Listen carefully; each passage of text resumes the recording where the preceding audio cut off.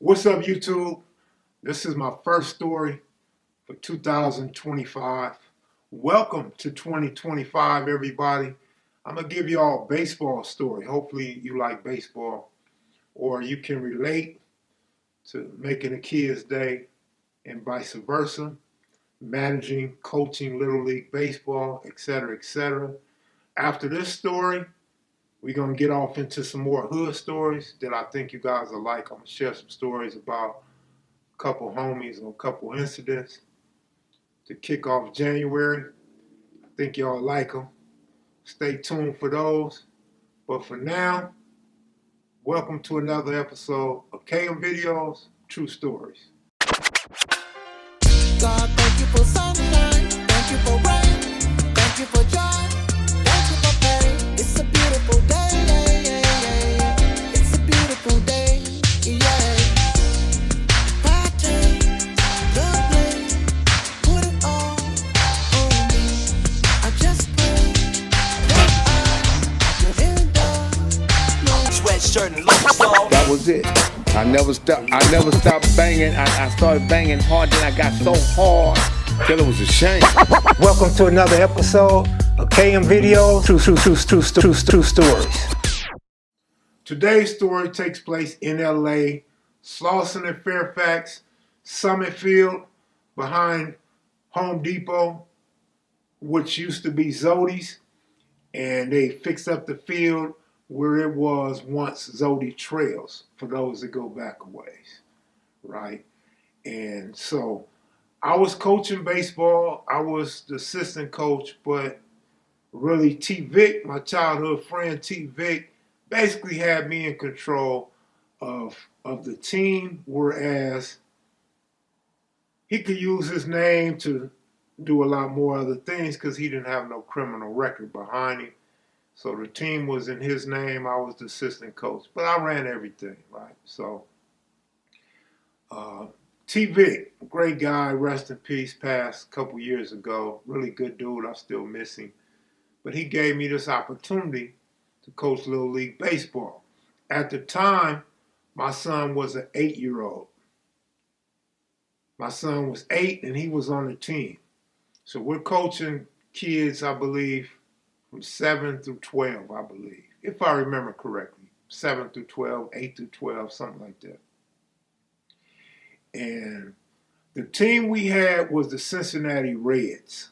We coached in the minor leagues. That's the smallest field, smallest group of kids before or following T-ball. So it was very fun teaching these kids not just about the game, but about life.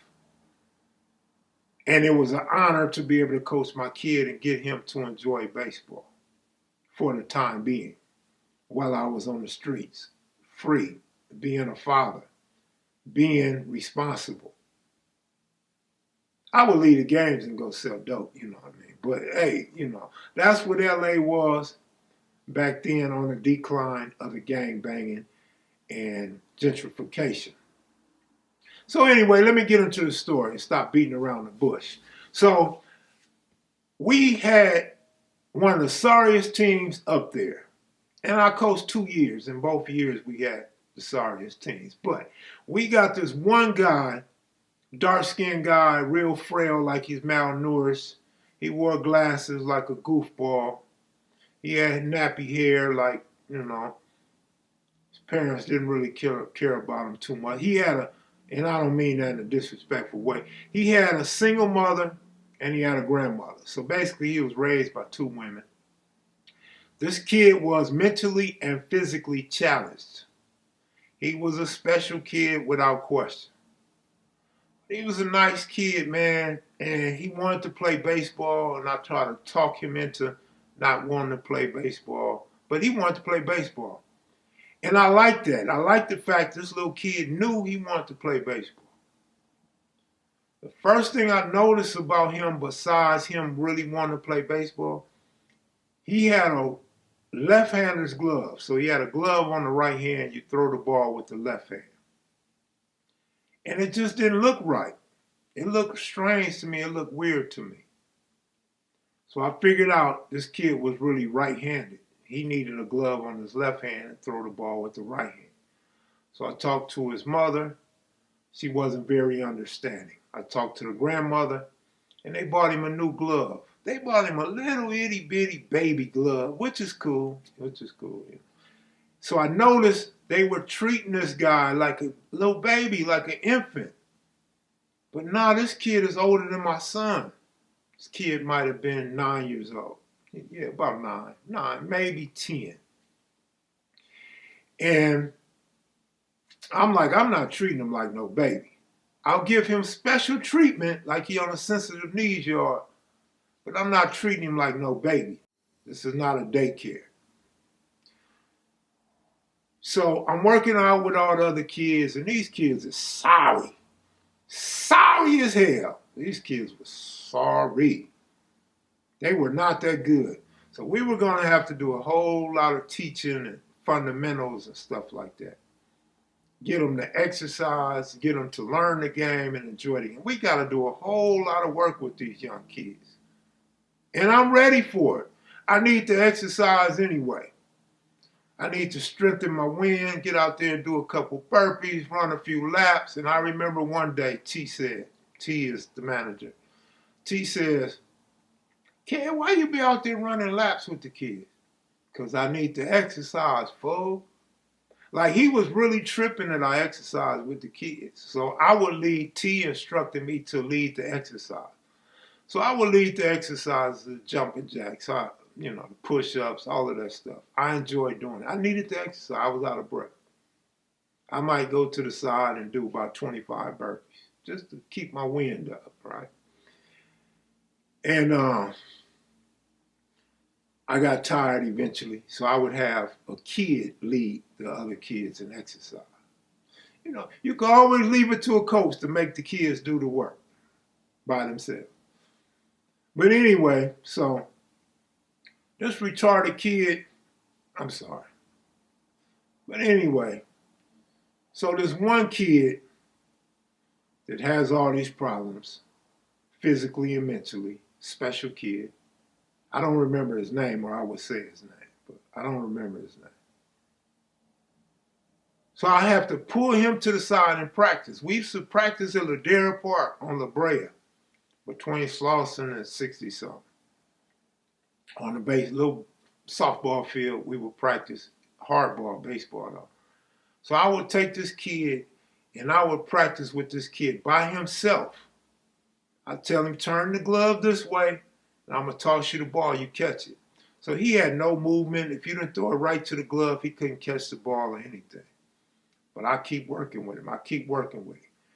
And each week or each practice, twice a week, he was making progress. So now he's catching the ball. So I tell him, I'm going to throw the ball up in the air, you catch the ball. So I'm throwing the ball in the air. Of course, he's not catching the ball.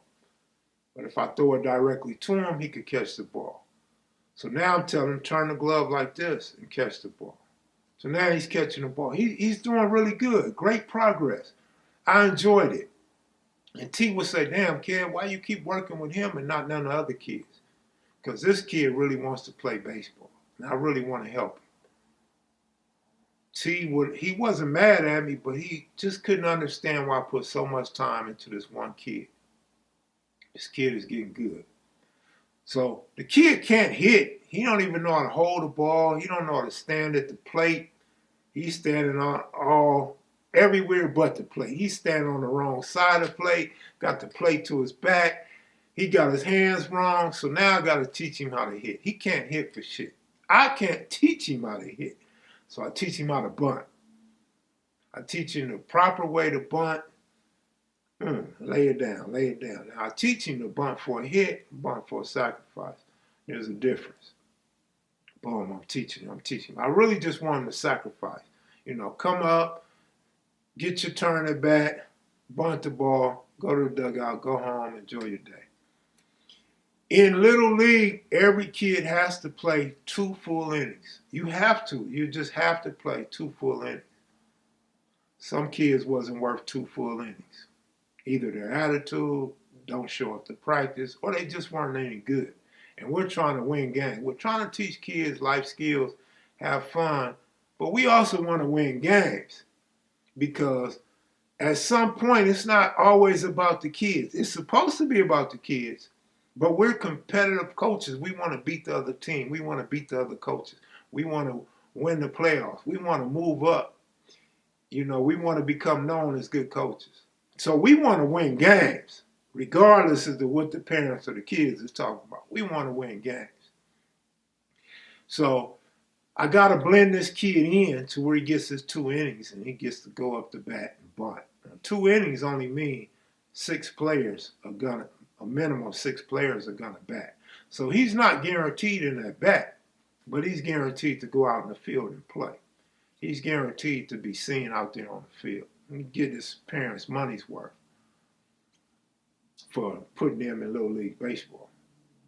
And we coached the proper way. We coached textbook. We weren't going to cheat any kids out innings. In fact, both T and I would sit our kids down on the bench. Rather than benching somebody else, we bench our own kids. That way all the kids can play and have fun and we not be accused of favoritism. So I understand when Deion Sanders has his son as the quarterback and playing the entire game, even in a blowout. I understand when he has Travis Hunter out there getting 1,000 yards and breaking records and winning the Heisman. Not necessarily to win games, but because you want your kid to go further in life, become known, successful, and get the reps. Repetition is important in anything in life if you want to perfect it or become good at it. But we put the kids aside, our kids aside for other kids.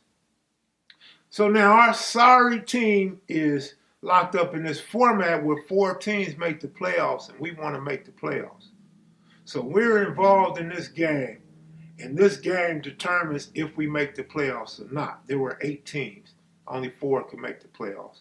We're locked up in this final game, last game of the season, whether we're going to make the playoffs or not. If you know baseball, you'll understand. If you don't know baseball, maybe you can relate to this kid's special day. So we played 6 or 7 innings. 7, I believe. We played 7 innings. And we're in the bottom of the 7th inning. 2 outs. The base is loaded. And we're down 1 run. This kid did not play the first 5 innings. So he has to play now.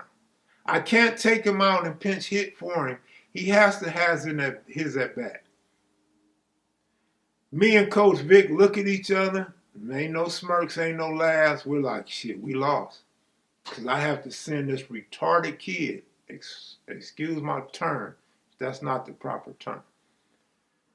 We have to send him to the plate to bat. We can't take him out. He has to bat. It's 2 outs. And this kid goes up to bat. And he's standing up to bat.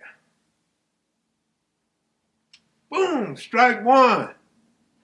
Kid up to bat. Boom, strike 2. And me and T just look at each other and be like, man, it's over. Good season, it's over.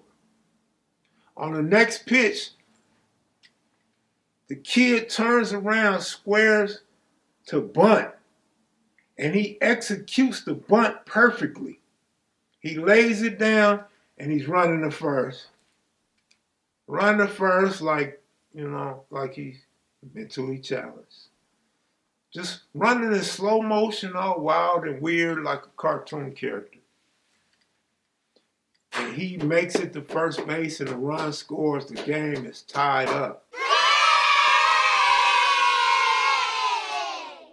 The game is tied up. We're happy. We're excited. We're excited as hell.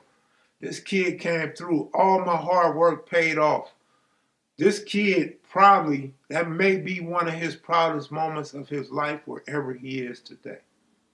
And I still talk about it when I'm in the sports book and I'm talking to these white guys or these kids that call college players kids or rookies in the NFL kids. I always bring this moment up because it turned out to be a special moment for me and a personal achievement in life for me.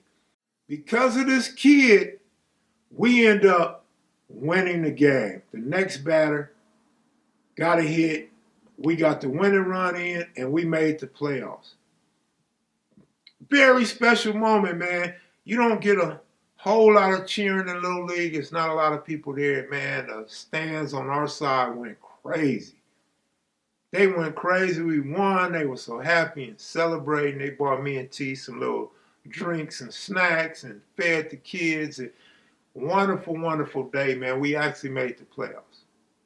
Needless to say, we lost in the playoffs. We didn't go nowhere. But we made the playoffs in my first year as a manager.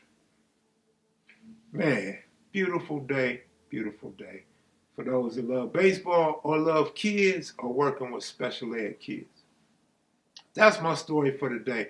Don't forget, I'm going to give y'all some hood stories. I'm going to talk about some homies and some hood shit I'm going to come up with. Y'all just be patient and be looking for that story maybe tomorrow or the next day. But all of January, I'm going to try to look out for y'all and run these numbers up. Because the channel's been doing really, really bad. And I don't want to get off into no controversy, no hating on no other brothers and stuff like that, putting brothers down, putting brothers in jail. I'm going to stick with the Kev Mac way, the way it was meant to be. Y'all have a good day, man. Be sure to click that like button. Don't be no buster and skip that like button. Hit that like button, man. If you don't hit that like button, you are a hater. The likes should match the views. I'm out of here. If you're new to the channel, please subscribe. I'm gone. Salute.